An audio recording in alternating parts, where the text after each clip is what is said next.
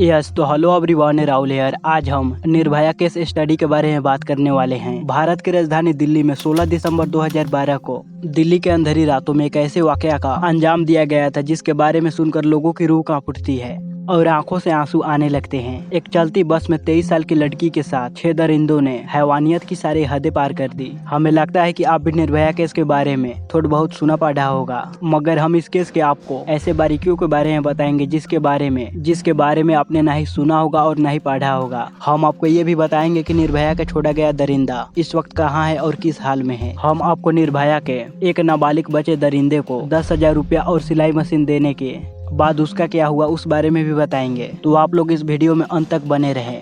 इस वीडियो के पीछे मेरा मकसद ये नहीं है कि मैं सिर्फ लाइक और व्यूज कमाऊं, बल्कि मेरा ये मोटिव है कि आप लोगों तक सही इन्फॉर्मेशन पहुंचे।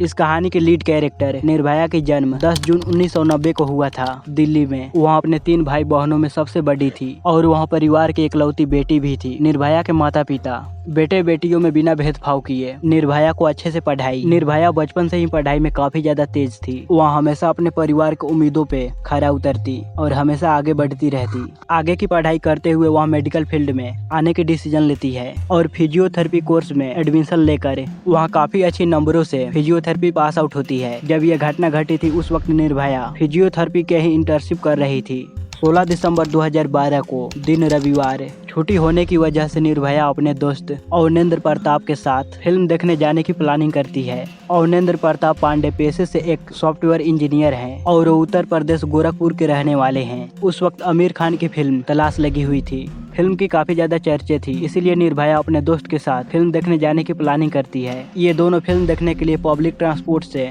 PVR select city walk Saket चले जाते हैं। ये दोनों जब सिनेमा हॉल आते हैं तो यहाँ पर काफी ज्यादा भीड़ होती है और इन्हें फिल्म देखने का टिकट नहीं मिल पाता है। इसीलिए दोनों तलाश फिल्म देखने की वजह लाई ऑफ पाई फिल्म देखने का फैसला करते हैं। शाम के वक्त फिल्म देखने के बाद निर्भया और पांडे घर जाने के लिए ऑटो का इंतजार करने लगते हैं। रात तो ज्यादा नहीं हुई थी, मगर ठंड ज्यादा होने की वजह से ऑटो बहुत ही कम चल रहे थे और जो ऑटो जा रहे थे वो मीटर की जगह मुँह मांगी कीमत लेने की बात कर रहे थे। कुछ देर के बाद इन्हें एक ऑटो वाला मिलता है जो इन्हें ले जाने के लिए तैयार हो जाता है, मगर वह इन्हें मुनेरिका बस स्टॉप पे लाने तक ही बात करता है। ये दोनों सोचते हैं कि मुनेरिका से बस लेकर द्वारिका चले जाएंगे, इसीलिए दोनों ऑटो से चलकर मुनेरिका बस स्टॉप पे चले आते हैं। मुनेरिका बस स्टॉप आने पर ये दोनों जाने के लिए सवारी का इंतजार करने लगते हैं, मगर इन्हें सही सवारी नहीं मिल रहे होते। हालांकि जब 9:30 बजते हैं तब सफेद कलर की बस काली शीशों वाली इनके पास से वो बस गुजरती है और उस बस में से एक लड़का पूछता है कि आप लोगों को कहाँ जाना है। जवाब में निर्भया का दोस्त कहता है द्वारका जाना है। बस वाला भी कहता है हमें भी वहीं ही जाना है, जिसके बाद निर्भया अपने दोस्त के साथ इसी बस में बैठ जाती है। जब निर्भया और उसका दोस्त बस के अंदर आते हैं तो देखते हैं कि इस बस में ऑलरेडी 3 सवारी हैं, इसलिए ये दोनों बस में निश्चिंत होकर बैठ जाते हैं। बस का एक लड़का इन्हें द्वारका जाने तक 10-10 रुपए ले भी लेता है। हालांकि जब ये लड़के से टिकट मांगते हैं तब वो लड़का बदतमीजी करने लगता है। हालांकि बस के द्वारा टिकट न देना उन दिनों आम बात थी, इसलिए दोनों निश्चिंत होकर बस में बैठे रहते हैं और अपनी मंजिल तक जाने का इंतजार करने लगते हैं। मगर इन्हें क्या मालूम था कि इनका अब इंतजार बनकर ही रह जाएगा। कुछ देर तो बस सही ट्रैक पे चल रही होती है, मगर आगे जाने के बाद बस दूसरे रूट पकड़ लेती है। अब ये जैसे ही निर्भया को दोस्त देखता है तो वह बस में मौजूद लोगों से सवाल करने लगता है। अब बस का स्टाफ सही से जवाब देने की जगह वहाँ निर्भया के दोस्त के साथ बदतमीजी से बात करने लगता है और इनसे सवाल करने लगता है कि तुम दोनों कौन हो और इतने रात को क्या कर रहे थे। जब निर्भया और उसका दोस्त बस के अंदर गए थे तो देखे थे कि 3 पैसेंजर बस में ऑलरेडी मौजूद है। इन्हें लगता है कि ये पैसेंजर है, मगर थोड़ी ही देर में ये क्लियर हो जाता है कि ये तीनों पैसेंजर नहीं है, बल्कि बस स्टाफ का ही साथी है। अब ये 6 लोग मिलकर निर्भया के दोस्त के साथ बदतमीजी करने लगते हैं और उसे गुस्सा दिलाने लगते हैं। जब निर्भया का दोस्त इन्हें जवाब देता है तब बस में मौजूद 6 जन निर्भया के दोस्त के साथ हाथापाई करने लगते हैं और बाद में इसे मारना पीटना स्टार्ट कर देते हैं। पहले तो वो लोग इसे लात घुसे मारते हैं। अब इसी लड़ाई के दौरान बस में मौजूद एक लड़का एक रॉड को निकालता है और उसके सर पे जोर से मारता है, जिससे निर्भया का दोस्त वहीं पर बेहोश होकर गिर पड़ता है। अब आगे निर्भया के साथ रूह कपा देने वाली दरिंदगी शुरू होती है।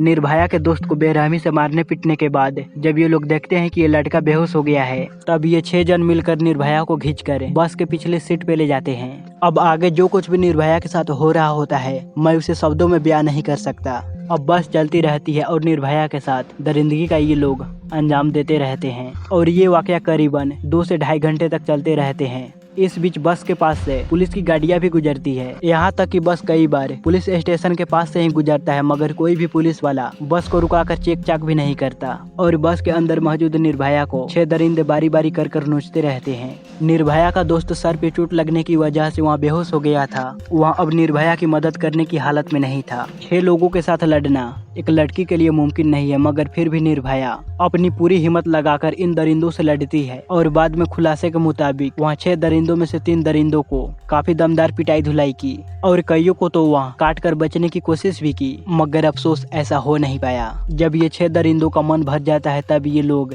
निर्भया को बस से बाहर फेंक कर उसे कुचलकर एक्सीडेंट का रूप देने की प्लानिंग करते हैं। लेकिन उससे पहले ये लोग ये भी प्लानिंग करते हैं कि इसमें निर्भया का दोस्त भी मर जाना चाहिए। इसी वजह से ये लोग फिर से निर्भया के दोस्त के सर पे वार करते हैं और फिर दोनों को चलते बस से ही बाहर फेंक देते हैं। बस से बाहर फेंकने से पहले ये दरिंदे इनके कपड़े तक उतार लेते हैं और इनके पास मौजूद मोबाइल फोन, पैसे सब कुछ लूट लेते हैं। अभी रात के 11 बज रहे थे और बस के अंदर मौजूद निर्भया का दोस्त को इन दरिंदों ने जान लेने की पूरी कोशिश की, मगर ये दरिंदे सब उसकी जान नहीं ले पाते हैं। इसी वजह से बस से बाहर फेंके जाने पर भी निर्भया का दोस्त जीवित होता है, वहाँ होश में आता है और लोगों से मदद की गुहार लगाने लगता है। इन्हें काफी लोग देखते हैं मगर नजरअंदाज कर यहाँ से निकल जाते हैं। मगर एक आदमी की नजर इन पर पड़ती है, वहाँ इनकी हालात को देखकर पुलिस के पास कॉल करता है। तुरंत यहाँ पर पुलिस टीम पहुँचती है और इन्हें तुरंत सौतरगंज हॉस्पिटल में एडमिट किया जाता है। निर्भया के ऊपर कितने दुष्कर्म हुए थे इस बात का अंदाजा आप इससे लगा सकते हैं कि निर्भया की आंत बाहर आ गई थी, बेहिसाब शरीर से ब्लीडिंग हो रही थी और पूरा शरीर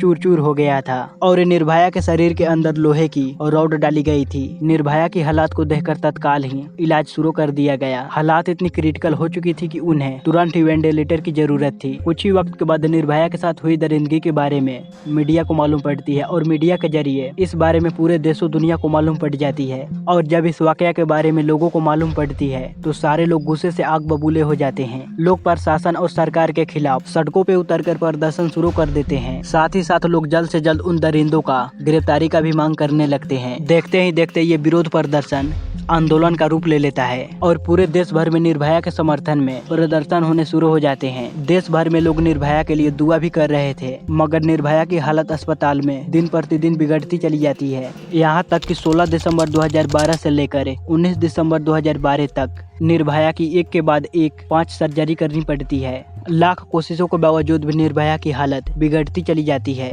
इस कारण 21 दिसंबर को भारत सरकार की तरफ से डॉक्टरों की टॉप मोस्ट एक कमेटी बनाई जाती है और सरकारी खर्चे पे निर्भया को बेस्ट ट्रीटमेंट देने का फैसला किया जाता है। मगर इसके बावजूद भी निर्भया की हालत में कोई परिवर्तन नहीं होता है, जबकि निर्भया की बॉडी का टेम्परेचर 102 से 103 फ़ारेनहाइट तक चली जाती है। यहाँ तक कि इन्फेक्शन भी बहुत ही बुरी तरह से बढ़ जाता है। इधर लोग सड़कों पे उतरकर निर्भया के लिए आवाजें लगा रहे थे और वहीं डॉक्टर जी जान लगाकर निर्भया को बचाने की कोशिश कर रहे थे, मगर स्थिति बिगड़ती ही जा रही थी। इसी के बाद तत्कालीन प्रधानमंत्री मनमोहन सिंह के नेतृत्व में 26 दिसंबर को एक मीटिंग बुलाई जाती है और इसमें फैसला किया जाता है कि निर्भया को बेस्ट ऑर्गन ट्रांसप्लांट हॉस्पिटल में भेजा जाएगा। इसके बाद निर्भया को सिंगापुर की हॉस्पिटल माउंट एलिजाबेथ में निर्भया को भेजने की तैयारी की जाती है। फाइनली 27 दिसंबर को निर्भया माउंट एलिजाबेथ हॉस्पिटल पहुंच जाती है। यहाँ पर निर्भया की इलाज शुरू हो जाती है, मगर यहाँ आने पर निर्भया की हालत और भी ज्यादा बिगड़ जाती है। 29 दिसंबर को सुबह 4:45 पे निर्भया इस दुनिया को छोड़कर हमेशा हमेशा के लिए चली जाती है। निर्भया के मौत के बाद निर्भया की डेथ बॉडी को वापस दिल्ली लाया जाता है और कड़ी सुरक्षा के बीच निर्भया की अंतिम संस्कार की जाती है। निर्भया के दोस्त को कुछ दिनों के इलाज के बाद उसे डिस्चार्ज कर दिया जाता है। इधर निर्भया की इलाज चल रही थी और वहीं दूसरी तरफ पुलिस ग्राउंड लेवल पे गुनहगारों को ढूंढने में लगी थी। इस घटना के 24 घंटे के अंदर ही दिल्ली पुलिस कई सारे सस्पेक्ट को गिरफ्तार कर लिया था। सीसीटीवी कैमरे की मदद से उस बस की पहचान कर ली जाती है। सबसे पहले उस बस का ड्राइवर राम सिंह को पकड़ा जाता है और फिर राम सिंह के पूछताछ के बाद एक के बाद एक 6 गुनहगारों को पकड़ लिया जाता है। गिरफ्तार अपराधियों में 20 साल का राम सिंह, 26 साल का उसका भाई मुकेश सिंह जो राजस्थान का रहने वाला था। इसके अलावा पुलिस ने 20 साल के विनय शर्मा को भी गिरफ्तार किया था, जो असिस्टेंट जिम इंस्ट्रक्शन था। इसके अलावा 19 साल का पवन गुप्ता को भी गिरफ्तार किया गया था, जो एक फल बेचने वाला था, और इन दोनों की गिरफ्तारी यूपी और बिहार से हुई थी। जबकि छठे गुनहगार को पुलिस ने उत्तर प्रदेश के बदायूं से गिरफ्तार किया था। शुरू में पुलिस ने इस गुनहगार का नाम को नहीं बताया था, क्योंकि उस वक्त उसकी उम्र 17 साल कुछ महीने ही हो रही थी और कानूनी तौर पे वो एक नाबालिग था। इसीलिए इस शख्स की पहचान गुप्त रखी जाती है। इसके बाद ये खुलासा होता है कि इस गुनहगार का नाम मोहम्मद अफरोज था। अफरोज को आनंद विहार टर्मिनल से गिरफ्तार किया गया था। इसके अलावा पुलिस ने अक्षय ठाकुर नाम के लड़के को भी अरेस्ट किया था, जिसकी उम्र 28 साल थी, जो बिहार के औरंगे जिले का रहने वाला था। ये सभी अलग अलग बैकग्राउंड के थे और इनकी दोस्ती कुछ ही दिन पहले हुई थी। घटना वाली रात ये लोग पार्टी करने के मूड में ही घर से बाहर निकले थे। ये लोग अपने बस में शराब और खाने की चीजें पैक कर लिए थे और अपनी शिकार की तलाश में बस लेकर निकल गए। बहुत कम लोग जानते होंगे कि ये लोग निर्भया को अपना शिकार बनाने से पहले 35 साल का एक आदमी, जिनका नाम रामाधीर सिंह, एक कारपोरेटर को पैसेंजर बनाकर बस में बैठाया और फिर उसके पैसे मोबाइल छीनकर उसे बस से उतार दिया था। रामाधीर सिंह अपने इस लूट की जानकारी सड़कों से गुजर रहे पुलिस को भी दी थी, मगर वो पुलिस वाले सब रामाधीर सिंह की बातों को नजरअंदाज कर दिए। शायद उस वक्त पुलिस वाले सब रामाधीर सिंह की कंप्लेन को सीरियस ले लेते तो देश का इतना बड़ा हादसा टल जाता, मगर ये पुलिस वाले कुछ नहीं किए। अब सभी अपराधियों की गिरफ्तारी के बाद निर्भया का दोस्त इन 6 अपराधियों को पहचान करता है और इन 6 अपराधियों को पहचान कर लेने के बाद इनके ऊपर मामला दर्ज कर आगे की कार्रवाई जारी होती है। मामला चल ही रही होती है कि 11 मार्च 2013 को निर्भया केस के प्रमुख आरोपी राम सिंह तिहाड़ जेल में सुसाइड कर लेता है। इसके अलावा 1 सितंबर 2013 को इस केस का नाबालिग जुवेनाइल जस्टिस बोर्ड के द्वारा मात्र 3 साल की सजा के तौर पे सुधार गृह में भेज दिया जाता है। बाकी बचे 4 अपराधियों के ऊपर बलात्कार, हत्या और कई धाराओं के तौर पे इनके ऊपर फैसला चलता है और फाइनली 13 सितंबर को फास्ट ट्रैक कोर्ट के द्वारा इन चारों को मौत की सजा सुनाई जाती है। ये सभी अपराधी मौत की सजा के खिलाफ दिल्ली हाई कोर्ट में अपील करते हैं, जहां 13 मार्च 2014 को दिल्ली हाई कोर्ट भी निचले अदालत की फैसले को सही ठहराते हैं और इनकी फांसी की सजा को बरकरार रखा जाता है। इसके बाद ये लोग सभी सुप्रीम कोर्ट की तरफ जाते हैं, मगर सुप्रीम कोर्ट की तरफ से भी 5 मई 2017 को फांसी की सजा को बरकरार रखा जाता है। इसके बाद ये सभी अपराधी एक पे एक विकल्प का इस्तेमाल कर बचने की पूरी कोशिश करते हैं, मगर सुप्रीम कोर्ट के प्रेसिडेंट के द्वारा भी इनकी अपील को रिजेक्ट कर दी जाती है।